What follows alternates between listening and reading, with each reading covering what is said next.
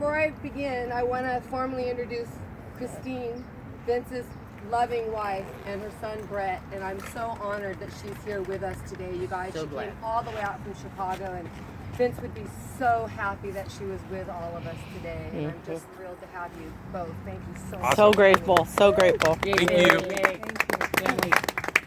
I truly know that Vince would be so happy, Christine, that you're here amongst his Bay Area family with whom he adored.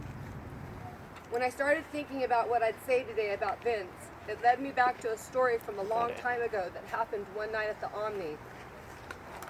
I don't recall who was playing, but it was a sold-out show and it was very busy that night. We were just beginning to open the doors and the excitement was all in the air, as it often was when we had these big shows. Remember now, I was young and dumb at the time. I was on the drug ecstasy and I was having a complete meltdown and freaking out. I was in the laundry room that was off of the main bar and I asked someone to get Vince for me. He came running into that laundry room and sat me up on the dryer and he talked to me for probably about 45 minutes. He promised he wouldn't leave me until he knew that I was okay. He said he believed in me and he knew that I could go out there and do my job like the professional I was. He made me take deep breaths and he held my hand. He helped get me through the worst panic attack that night and didn't leave me until I was ready to walk out the door. John and Toby were not very happy about this that night. I've shared this story with you guys today because it leads me to the present and helps me describe the kind of friendship Vince and I shared. Let me fast forward 26 years later when my mom passed and then my fiance died. Who once again rescued me? Vince. He wanted to make sure I was okay and he assured me once again that I got this and that I would get through this just as I always did. He again promised he wouldn't leave me until I was okay. He stayed with me for a week about at my house. He held my hand and he let me shed thousands of tears. And he held me and hugged me. I thank God for putting Vince in my life. I will always be forever grateful to his loving wife, Christine, who honored our friendship and knew it was nothing more than just that.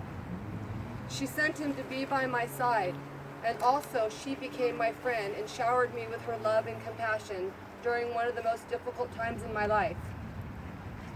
This speaks volumes on their love and the trust that the two of them shared. Vince and I always called each other brother and sister. I've said this for years and I will say it again. He's one of the only few male friends that I've had that never had any other intentions but to be just my friend. And that's pretty priceless, you guys. Yeah, Those it dudes really always is. Trying to get down your pants, Yep. and I love him for Yeah. that. He just loved me as a friend. We watched each other go through a lot over the years and always supported one another. Vince was a very loyal person. If he loved you, he would do anything for you. He was such a funny, loving, and devoted friend. He loved being an uncle and cherished the moments that he spent with his nephews. He also loved his mother, Sue, very much and was beginning to worry about Sue as she was in her 80s now. We spoke a lot this last year about him moving closer to her. He wanted to be there to take care of his mother. It breaks my heart that Sue has had to lose Vince so suddenly and before her own life. Often during our conversations, we talked of our Omni years together and how they were the best days of our lives. I really mean that, you guys. Best days of our lives. I love you guys. I don't think either one of us ever got over the club closing. We missed the excitement and the thrill of being in the music industry. The years we spent together working there bonded all of us for life. Vince and I were both grateful for the small Omni reunion we had a few years ago when he came out. And we also got lucky when we drove by the Omni and Mary, the owner who lived there, let us in. Vince thought I was crazy, pounding on the door, but sure enough, she opened up and allowed us to come in and take a quick photo. She was in a real hurry and rushed us. We couldn't quite get the same, weren't able to reenact it the same, but it's pretty close, some 26 years later.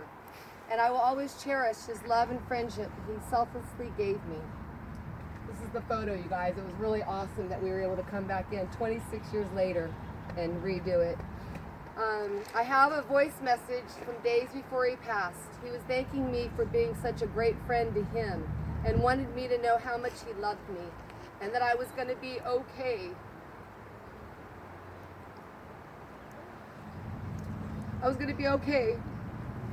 We had many phone conversations together. I didn't write this, but we had many phone conversations together over the years, and he always talked to me and he always let me know I was going to be all right.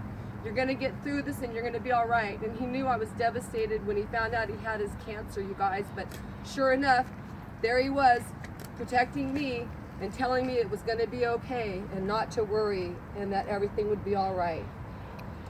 He knew it was his time. I know that he did in my heart. I just feel that way. Saying goodbye wasn't easy for him, but once again, he was ensuring me everything was going to be okay. And he is because why we are all here together today, and we're going to eat food, share memories, and be grateful for one another. The other thing I wanted to just read really quickly, I know it looks like a lot, but his mother wrote me a letter, and I just wanted to share this with you. Dearest Danielle, that's not a flippant salutation, because I do hold you dearest because of how you loved and were loved by my darling Bill. Through so many years, he knew he could turn to you for understanding, support, or a kind ear. I know he confided in you and you never judged, just accepted him. You know his fears and his joys and shared the years he was in California, which he felt were the happiest of his life. I also want to thank you, Danielle, for spearheading a memorial for him in early November. I am happy Christine and her son Brett will be able to attend. Bill loves Chris so much and only wanted to make her happy. I believe she realizes this. I adore Bill and worked since he was diagnosed with a severe learning disability as a child to get him the help he needed and support. I believed in my firstborn child. He was so bright, so kind, and so loving. His passing has left such a huge hole in my heart, but I am glad he is not suffering now. You may know that I've established a fund in Bill's name at the Boys and Girls Club here in Door County, where I live. I'm helping to design programs for learning disability kids there, including fortifying kids who struggle as Bill did to ward off bullying and belittlement. Vince went through a lot of this. For those of you that don't know, he was very bullied as a child, and he did suffer from this learning disability. And that's why sometimes maybe you thought he was a little tough at the bar, but he wasn't going to let the little guy get picked on. And if he was your friend, he had your back. And that's because of a lot of things he went through as a child. I've enclosed an explanation of the fund, and if anyone wants to honor Bill, this is where they could send contributions. Use it as you see fit. Again, Danielle, thank you for loving him. Draw comfort, as I do, that we never let him down, plus loved him every day, and we are blessed to have him in our lives. Much hugs, Sue. So, I know that times are tough for everybody, and I don't know what anybody could donate, whether it's $1 or 50 cents, whatever. I've set up a little jar right here. This is what his mother's doing, and bless her heart, she's in her 80s, you guys, still working and doing things. She's an incredible woman. To explain that is, she wrote this, and it says, so many of you have extended your support and condolences after I shared the death of my son, Bill, just 2 weeks after his stage 4 cancer diagnosis in late August. And I thank you all. It really helps me. Also, I was working on establishing a memorial in his name to help those children who, like himself, suffered from severe learning disabilities. And I am pleased to now report that yesterday's plans were finalized for the Bill Vineyard Memorial Fund for children who learn differently. Yes. A phase I Love prefer that. instead of learning disabilities. I love that. It is so much kinder. I love that. The fund and its programs will be held at the Boys and Girls Club of Door County, where I reside and where Bill and his wife Christine had planned to retire. I've been working with that organization for 10 months now, and know how caring and devoted they are to children who need us the most, as their mission states. The mission for Bill's effort is to provide resources and support to assist LD youth in strengthening their self-confidence and life skills, including bullying proof, so that they might reach their full potential as productive, bright, caring, and responsible citizens.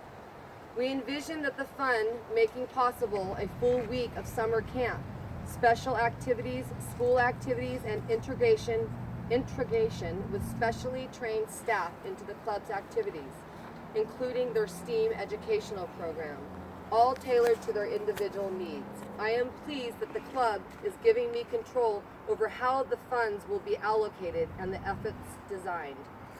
I am fortunate to have expert colleagues from my 30-plus years working in human service who will work with me to design tools and teaching materials to help children who are too often the butt of bullying, to develop the skills and self-confidence that they need to withstand and reject the cruelty of other peers and adults alike. I even hope to develop a coloring book for K through third graders to promote self-worth and kindness. Remember, she's in her 80s, you guys, doing all this. My prayer is that our efforts will help children as bright and loving as Bill was to find a safe, inclusive, and caring place at the Boys and Girls Club and then in the world. And then the only other thing I want to say is that Paul, come up here. We have a little something that we want to give to you, Christine, and this was Paul's idea. So I'll let you do that. First, I'd like to thank all you guys for coming out. It's real nice to see you guys. And Christine, it's finally, it's great to meet you. And your son, a nice young man. I love you. You're a veteran. It's all good. But it's nice to see all you guys. I want to thank everybody for coming out. And Christine, I just have to give you this to let you know how we actually feel about your loving husband, tough guy, Mr. William Bill Vineyard, my true friend and brother. I want to present this to you. You had an awesome husband, and we love him, and we were honored and blessed to be his friend. Yes, we were. I didn't know I had people that cared about me. And me and him had a very close bond.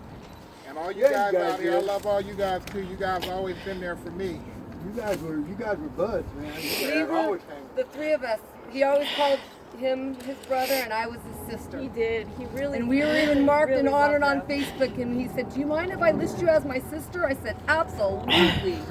This was Paul's idea. It says, "Presented with great appreciation to the Vineyard family.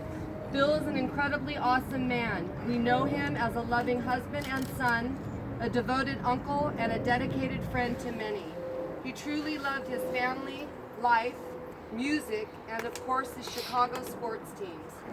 We were blessed to have the friendship, honor, and love Big Vince provided us with. He will truly be missed by many. With love and respect, his Omni family and Bay Area friends." One thing to share with you guys. I have to tell you guys the story. I had surgery in 2014. Had a little heart situation. So I get out the hospital. I called Vince, then I called Bobby next. But I called Vince. I said, "Hey, Vince, let's get out the hospital. I'm on my way home. I have heart surgery." He said, "What the hell? What are you doing out there?" I said, "Vince, technology has changed. They have a new procedure now. I'm okay." I told him, I said, I was just kept overnight and I'm doing fine. He freaked out because he thought it was the old, where you got to go in there weeks and weeks for recovering. It was an overnight thing. They just closed the little valve and I'm still kicking. Nice. But Vince, God. I know you seeing us. We love you. And I just want to say, I know the Cubs let you down. You'll be okay. The Dodgers got beat. Right. Yes. Thank all you guys for showing up. Yeah, I appreciate it too, you Nice guys. to see a lot of you guys that I haven't seen in a long time. My family. And some of you guys I stay in touch with thanks to technology and things like that. But like I said, this is a beautiful day, and I'm just happy to see all you guys. Yeah. You guys are family, not friends. Remember that. Family. You guys mind lining up in front of here and getting a group shot? A group picture with everybody? Come on, Christine. Come on, Christine. Here, stand by your house. Put that behind you.